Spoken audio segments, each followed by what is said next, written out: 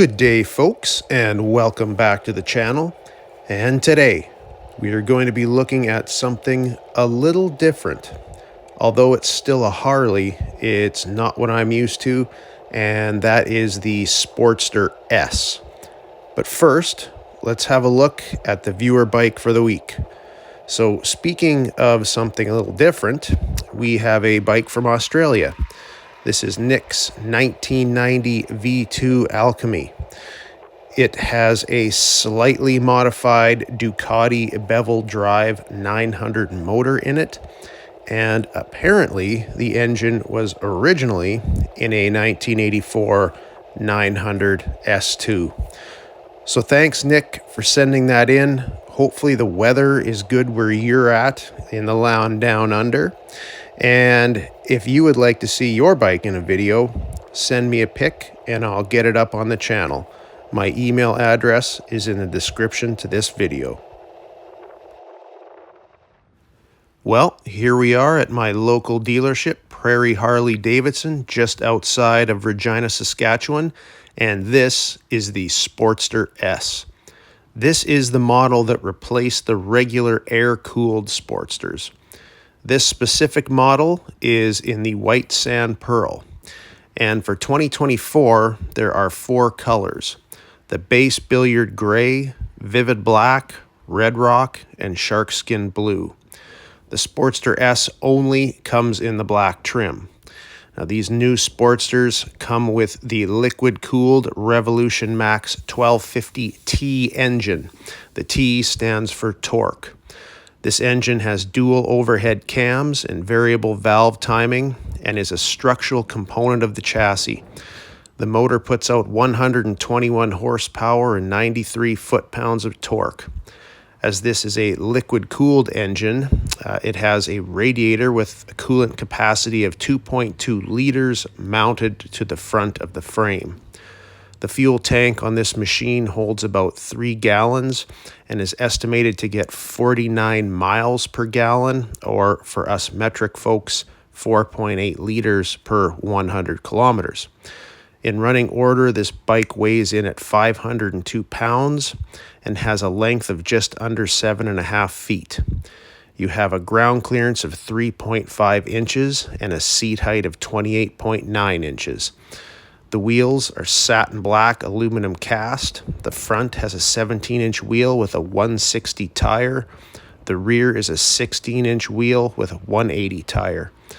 This bike also comes with rider safety enhancements such as a drag torque slip control system and cornering drag torque slip control. The Sportster S has a 4-inch color TFT screen for a gauge, and as for lighting, the bike has a pill-style LED headlight and LED lighting all around. But let's get on this thing and see how she rides. So right off the bat, I'm just going to say that my opinions on this bike are just that, my opinions. Whether I like a bike or not, that should not make any difference to you. It's your money and you can do what you want with it. That being said, my first impressions of this bike were not the best. Just looking at the bike, it does not do it for me.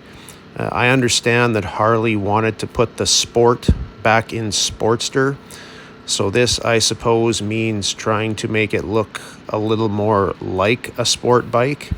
I'm not sure where to start with the styling. I am not a fan of the look of the mirrors and the pill headlight. I think the high exhaust is quite ugly as well. Now, most bikes have a quote-unquote good side, which is the right side. The left side is usually not as pleasant. However, on this bike, it is unusually rough. It basically looks like a conglomeration of parts. And I can't say I'm a fan of the styling of the lighting or the plump tires. Although there are differences, this bike reminds me of a V-Rod 2.0. A bike that is made to be sporty with a liquid-cooled engine, fat tires, and forward controls. Just not a fan of the look of this bike overall. But let's talk about how it rides. Handling on this bike is quite good. Regardless of the fat tires, it seems pretty nimble.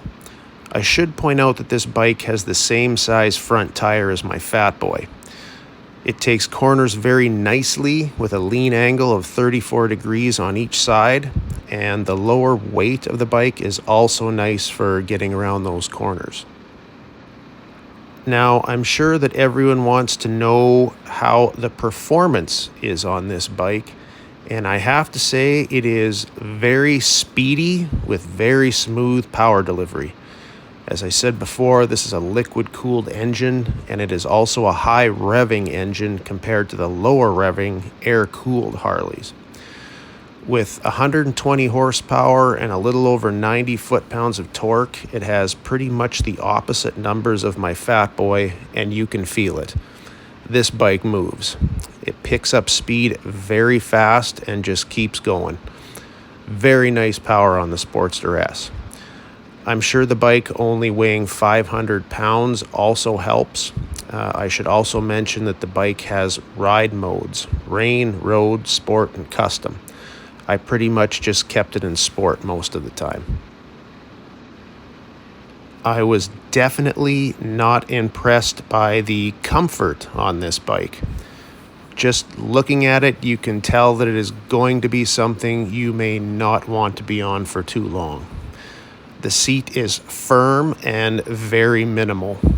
And at 6 feet tall, I really found myself bent over to reach the handlebars. I would definitely need high risers if I was buying this bike. The grips are also very slim and feel like that they are just a hard plastic, so not the most comfortable for your hands either. With the higher seat height, I feel like I'm riding a sawhorse, but I'm more used to sitting lower, feeling like I'm in the bike rather than on it. The foot controls actually do not really feel like forward controls to me. They almost feel closer to a mid control, but perhaps that is just the seating position I'm in. And as we're talking about comfort, the suspension was good. The front forks are inverted with preload adjustability. The rear is a piggyback monoshock, which absorbs the bumps nicely. The exhaust on this bike is supposed to be inspired by flat trackers. They are made from stainless steel and are also supposed to deflect heat away from your legs. Although I find the look ugly, the sound is all right, but it is definitely louder than stock Harley exhaust. This stock exhaust you can actually hear on the highway. The transmission is a smooth 6-speed like most Harleys, and the braking is quite good. The front has a single floating tower-mounted rotor with a 4-piston caliper. The rear is a solid uniform expansion rotor with a single piston caliper. The digital gauge on this bike is mounted between the handlebars. It is a Bluetooth-equipped 4-inch display showing speed, gear, odometer, fuel level, clock, trip, temperature, side stand down alert, cruise, fuel range, and tack. It's actually not a bad little setup for what it is. Overall, I am not a fan of this bike. And as I said, this is just my opinion. But I would not buy this bike based solely on the looks alone. I think that this may be Harley's ugliest bike in its lineup, other than maybe the Livewire. That being said, I am more into the classic Harley look. Also, I was not comfortable on this bike. I would not want it even just for short boots around town. It just felt awkward, especially with having to lean so far forward to reach the controls. One thing I actually forgot to mention in the handling, as this is a lighter bike at 500 pounds, I also felt like I was getting blown a little bit around on the road, even though we didn't have a very strong wind today. Now, I will admit that this was a pretty fast bike for Harley Davidson. But even with the nice performance, for me it does not make up for the poor styling and comfort. It is not a bike for me, but I also realize that the company has to move forward at some point. But if I had to choose a liquid-cooled Harley, it would not be this one. And again, this is just my opinion, but let me know in the comments what you guys out there think. Am I completely off base here, or do you agree that this bike is just not what you want from the motor company? Now, before I go, I need to once again thank Prairie Harley Davidson for letting me take this bike out. They are an independent, locally family-owned and operated dealership, and there are not a lot of independent dealers out there, so we need to give them our support. If you feel like checking them out, I will leave their contact info in the description below. And that's it for today, folks. We will see you in the next one.